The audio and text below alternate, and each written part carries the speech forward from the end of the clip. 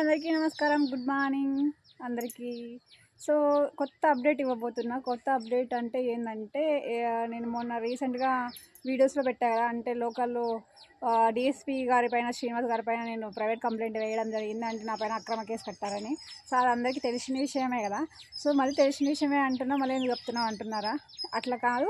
కొత్త అప్డేట్ ఏంటంటే, నేను కోర్టులో లాయర్తో ప్రైవేట్ కంప్లైంట్ వేయించా.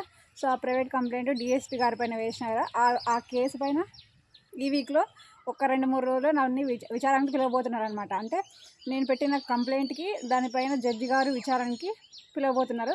సో 3 రోజుల్లో విచారణకి అయితే వస్తుంది ఆ కేసు. సో ఆ కేసు మనం విచారణకి వెళ్ళిన తర్వాత తెలుస్తుంది. అంటే డిఎస్పీ గారి పైన కేసు ఫైల్ అవుతుందా, దాన్ని మళ్ళీ రీఇన్వెస్టిగేషన్ చేస్తారా, సో ఫర్దర్ ఆ కేసుని ఏం చేస్తారనేది, డిఎస్పీ పరిస్థితి ఏంటనేది మనకి ఈ వీక్లో తెలిసిపోతుంది అనమాట. సో ఇది పరిస్థితి.